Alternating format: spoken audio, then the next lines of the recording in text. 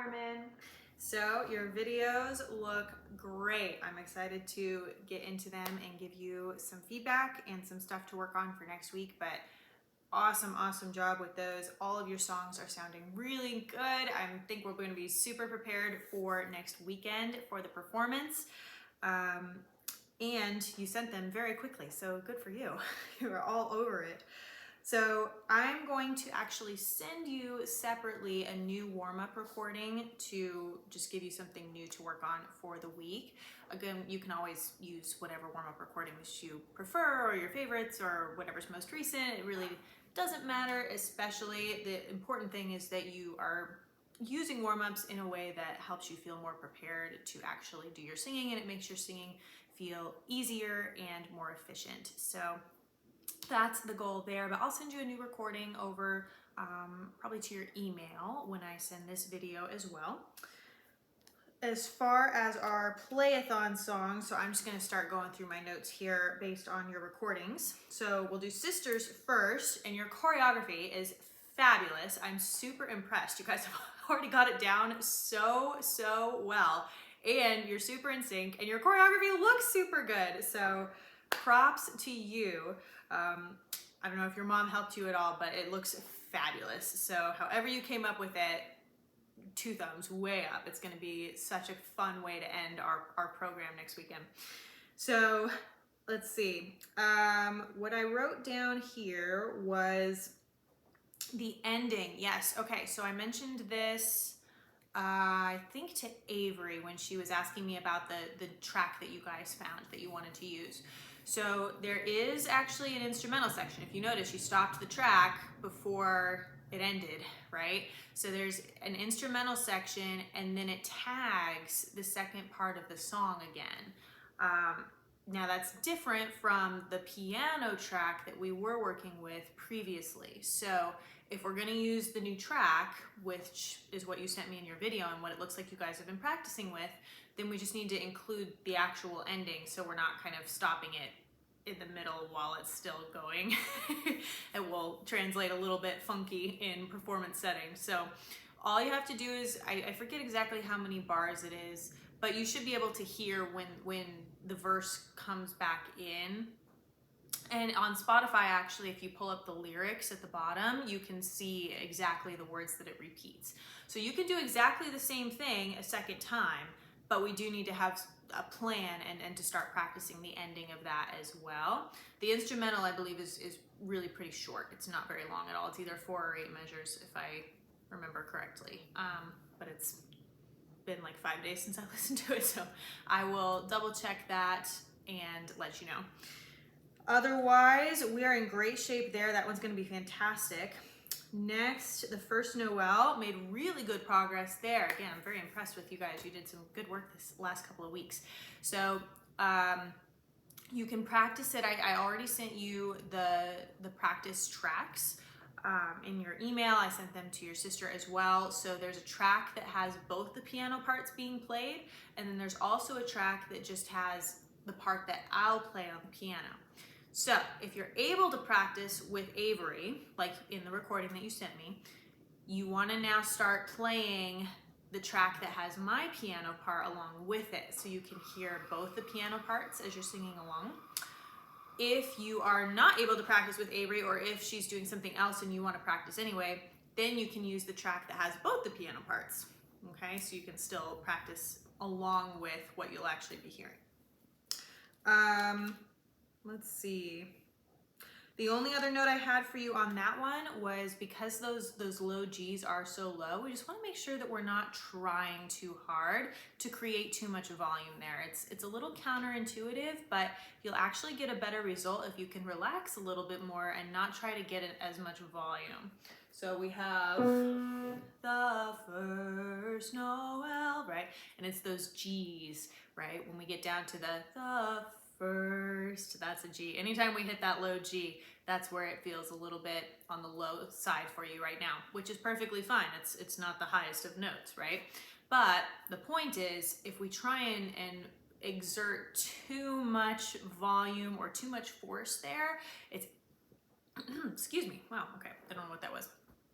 it's actually going to get in your way a little bit and make you sound a little bit more raspy, or like we lose the note quality a little bit.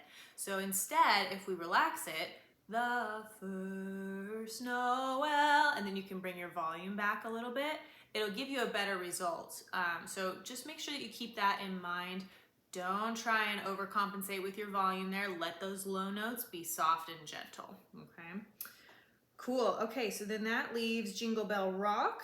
This one, it sounds great. I don't know if you were aware of it, but I couldn't actually see anything on your video. It was just a black screen once you actually started your music. So I can only give you limited feedback because I couldn't see it on this one, but everything you did sounded great. It sounds like we did a great job adjusting to the faster track. You've got the ending down with the tag and everything. You are just super prepared. So I don't know what I would really have to comment on if I was able to see you, unless there was some kind of tension or you were doing some bizarre movement or something, which I'm pretty sure you're probably not. So it's probably a non-issue anyway, but yeah, I think that one will be in great shape as well. As long as it's feeling comfy for you, it sounds like it's in a great spot. So nice job with that one as well. So for this week, we're really, again, focusing on performance pieces. You've got them very well prepared. At this point now, we want to be making sure that we're practicing in performance mode. Sisters, you're already on the right track with that, right? I see you guys have your fans. We've got your choreography. We're holding the mics here, right? If we are assuming that we're on mic, which you will be. The microphones there, I am not entirely sure if they are corded or cordless. I believe that they're cordless, but the coordinator that I have been asking my questions to is not the person who's actually supplying the equipment. So she's kind of been the go-between. When I've asked her questions, she has to ask the equipment person, wait for her to answer, and then get back to me. And so it's been a little spotty with trying to make sure we'll have everything we need. We will have everything we need, but I just don't know what the mics are gonna be exactly, if they'll have a cord or not. So if you have your mic set up and stuff at home, might be a good idea to practice with that on mic a little bit. Of course, great idea to just pretend like you're holding the mics, even if you don't actually have a mic, because it achieves a lot of the same thing. But if you do have the mic set up, might be a good idea, especially if one or both of your mics does have a cord. It's a lot easier if you're used to having a cord and then all of a sudden you don't, to adjust to that, rather than the other way around, right? If you're used to having no cord and then all of a sudden there's a big cord there and you have to be walking around and moving and stuff, that can be a little trickier. So what I'll do as well is I'll have my PA system set up when you come next week. So even though it'll be just a couple days before, we'll still be able to go through that song with you both on mic, and both my mics have cords. So you'll at least get a feel for that a couple days before when you're here, and we'll know if we need to make adjustments. But again, just for the sake of feeling like you're as prepared as possible, if you want to do that a little bit at home too, you are welcome to. It's completely up to you. I think you'll be fantastic no matter what. So let's see. I think that was it. Oh yeah, performance mode, that's what we were talking about. So practice performing all of your pieces. Again, when we do the first Noel, the three of us are all going to walk up together, do the performance. When you start, remember, I'm gonna play your first note for you so you can hear it, and then I'll count us all in. So you'll actually kind of be watching me when we start, even if you're not totally facing the audience, that's fine. And then once you have your cue and we've started, you'll turn around and sing the entire piece for the audience, okay? So we'll work that out again next week too. We'll practice that transition as well. But for the other songs, well, for your Jingle Bell Rock, that's really easy because it'll be only you. So I'll go up with you because I'll be starting your track and everything, but that'll be pretty straightforward because that's just you up there. And then the other songs, you'll just be bowing with the other people up there with you. And everything else, I think we should be good to go. So you can do practice performances at home, pretend you have an audience in front of you. If you make a mistake, don't show it. Start getting in that habit now, and we should be good to go. The only thing I didn't get from you was the sight singing exercise we had last, which was 3E, which is not a big deal because we haven't had time for that for a lot of weeks now, so no worries there. If you do get a chance to work on that 1 or 2 days this week, that would be a great idea. I do want to try and move forward with that as soon as possible. Next week when I see you, we will, again, depending on how much time we need for running through playathon stuff. Sorry if it's really noisy. Apparently there's a big plane now. Okay. So depending on how much time we want to spend on the playathon songs, that'll be our first priority. And then if at all possible, we'll wrap on that sight reading exercise. I have the next page for you, so we'll get started on some new stuff there finally. And then I also have that theory book that I told you about last time, so we'll take a look at that as well, okay?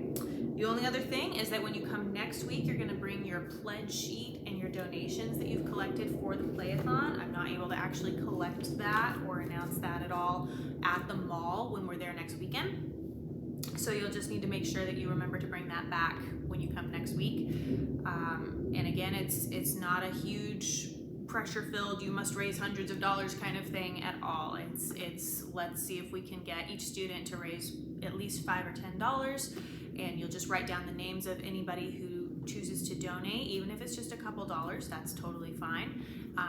But all of that will go to support other music education programs that are local to Las Vegas. So it's a cool way for us to kind of give back to the community in a couple ways for this event, and I'll just need to collect that from you next week. So just make sure you remember to bring that with you when you come. And I believe that is everything, okay? So very nice job again. All your recordings and your songs are looking and sounding great. I think the biggest change you want to make sure that you do is work on the ending for Sisters with the new track this week. Make sure that gets comfortable, okay? I hope you have a wonderful choir concert tonight. Actually, by this point, it might be over, but I hope it went great if it did. And I will see you here next week.